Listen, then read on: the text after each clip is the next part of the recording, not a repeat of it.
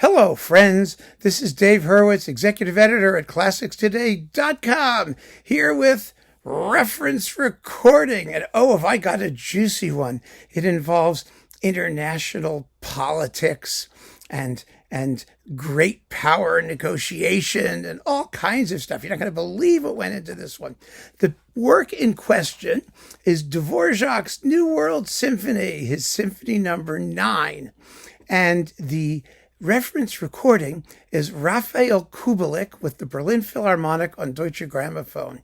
Now, that doesn't mean it's my favorite. It's not. That doesn't mean it's the best one out there. It's very, very good. It's a wonderful performance.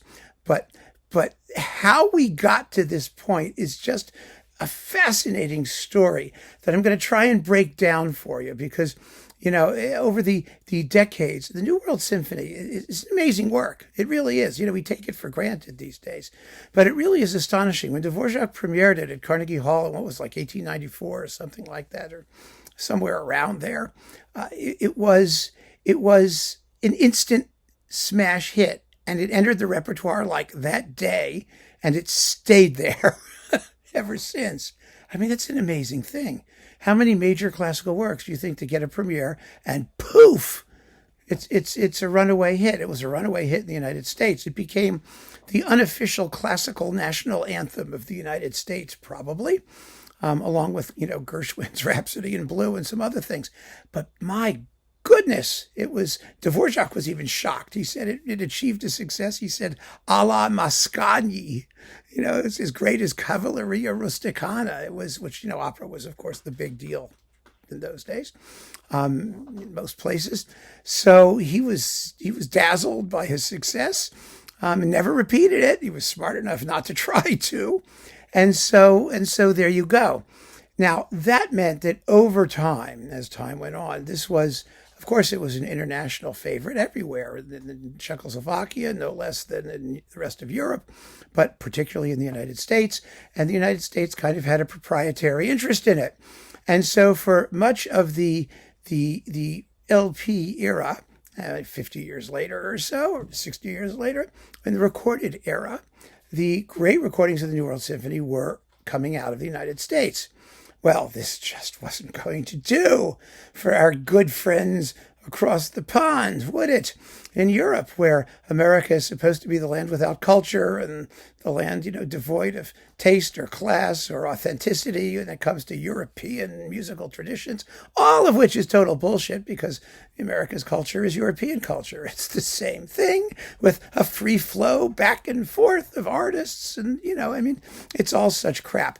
But, you know, Europe, as usual, and particularly after the Second World War, was, you know, caught in a renewed throes of nationalistic pride and, frankly, bigotry and prejudice, which is always how it's worked in Europe when it comes to this nationalist nonsense. And so in the 1960s, this is where things stood. You had Bernstein in the New York Philharmonic, who was fabulous. You had Zell in the Czech Philharmonic, who was fabulous, even though most of the conductors here were European. Some were, you know, Bernstein wasn't.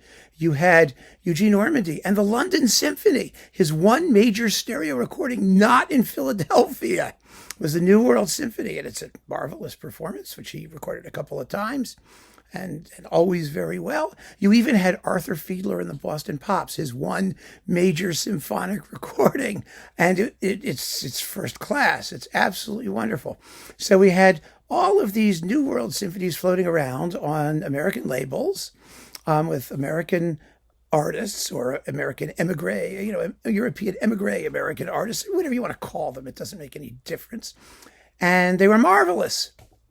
Now, meanwhile, over in the old world, the old world was turning them out as well.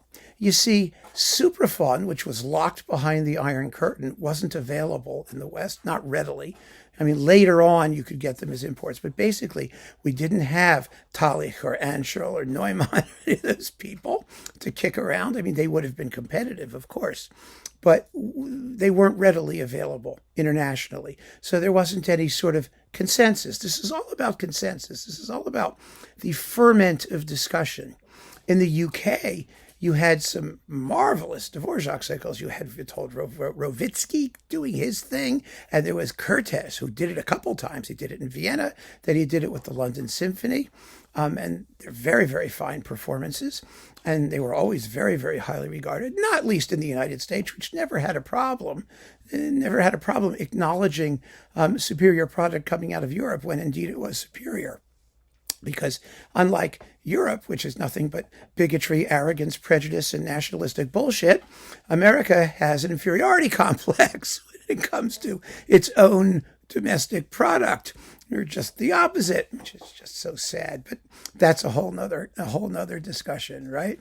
So there we had Kertész, which people were, always raving about. One of them, the remake or the Vienna Philharmonic one, and then you had, there was Fritzsche, whose New World Symphony is one of the all-time greats, and that's on Deutsche Grammophon too, and everybody thought so from the day it came out. And there was plenty of good stuff hopping around in the early 60s that was not from the United States. It really was. But still, because international distribution was not what it later became, and because, conversation, critically particularly, tended to be nationalistically based, and there were different language things and whatnot. Sure, there were issues. Eventually, Karajan sunk his talons into the work. It's not very interesting as a performance, but he did it. And those who worshipped him thought it was marvelous, of course. And so finally, Kubelik. Kubelik had been zipping around forever. He was in Bavaria with the Bavarian Radio Symphony and was doing a complete cycle of Dvořák symphonies. And he'd recorded this work also previously, and quite successfully. Remember, so many times, he was an authentic Czech person. So it was, having an authentic Czech person meant a lot in Europe, particularly where people believed in these sort of racist, nationalistic stereotypes. So he was your stereotypical Czech person because the other Czech people were stuck in Czechoslovakia and couldn't come out, but he was out. And so there he was, running around doing Czech things. And he had the Berlin Philharmonic, which was Karajan's orchestra, because Karajan was not going to do a complete Dvořák cycle. No. That's not something that a self-respecting German conductor would touch with a pair of tongs, right? So Kubelik finally, in 1972, made the New World Symphony. This is the complete set, but he did the New World Symphony, and it instantly became the reference recording that everybody was talking about. Finally, you had an authentic Czech guy, and he had the Berlin Philharmonic, which was the European orchestra. It was Europe's orchestra, kind of like, the Green Bay Packers is America's football team or whatever. The Dallas Cowboys say they are, but we all know they're not, by the way. So there it was, and it instantly became the reference recording for the New World Symphony for reasons that have absolutely nothing to do with its musical merits. Now, of course, had the musical merits been horrible, it wouldn't have become a reference. It happens to be one of the great recordings of the New World Symphony. No doubt about it. I'm not arguing with that. But the reasons it became the reference, that's what we're talking about, were political. They really were, in cultural and aesthetic and racial and whatever, nationalistic, whatever you want to call it. It was less the music, because there are so many fine recordings of the New World Symphony. But this was the one about which European opinion particularly could coalesce. And remember, as far as the U.S. goes, we only get half a vote. It's a third of a vote. The U.S. is the vassal of Europe culturally, and so, however fabulous things were, despite the fact that the U.S. had the best orchestras and the best European conductors conducting them in this music, we had to wait until 1972 when Kubelik and the Berlin Philharmonic got their hands on the New World Symphony, and all was right with the world again. But like I said, it's a reference.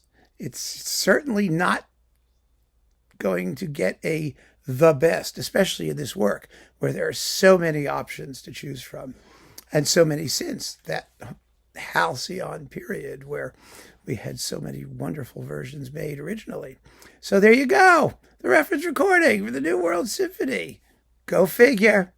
Keep on listening, friends. Thanks for joining me, and take care.